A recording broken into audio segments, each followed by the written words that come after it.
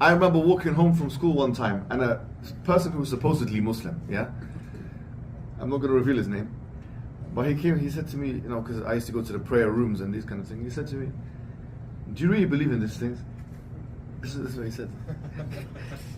And this was, by the way, this was the time where I think New Atheism was at its height, like Richard Dawkins and these guys. He looked at me, and then he started laughing. I said, do you really believe in these things? I said, I was surprised that he had that like mentality, but believe me, this mentality is widespread in the Muslim world, and this is widespread obviously in the world itself. What are we talking about here? The ghaibiyat, heaven, hell, the angels, the wings. You say 600 wings? A hand wave off. What are you talking about, man? I'm into science, I'm into materialism. I think it was ironically Bernard Russell, the atheist, famous, who said, and it might not have been him, but yeah, he might have said this, it might have been him. He said, today's technology is yesterday's magic. Yeah, let's just put something in perspective. First, let me make a claim, and then I want to back it up. My claim is as follows. Let me put this here, please. My claim is that it's the easiest time in history to believe in the ghaibiyat. That's my claim. Yani heaven, hell, the angels, it is the easiest time to believe in it now than any other time in history. Why? If I took this phone 1,400 years ago when the Prophet ﷺ was around, now imagine taking away the buildings and taking away everything, taking away the electronics and the cars and the people, you only got 10,000 people. And I somehow go into a time machine and I take this phone with me, okay?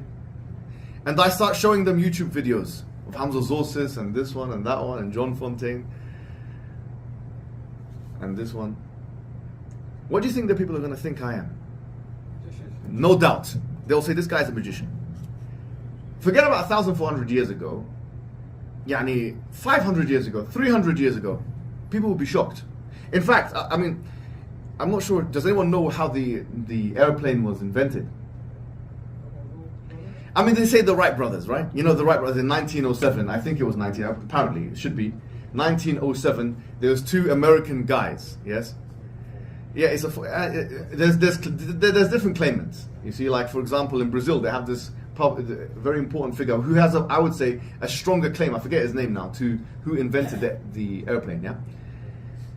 Anyway, the point is this, is that when it first came out, and he was starting to ride it in Paris, people were accusing him of all kinds of stuff. That was in 1907 or something like that. So they were making a mockery of it. If you look at the newspaper articles, they were making a mockery. He said, this guy believes he can fly around the air. Uqsumu billah, that's what they were saying. Now, you see why this is relevant. It's 100 years ago, where the woman didn't even have the vote in the country. They didn't until 1914.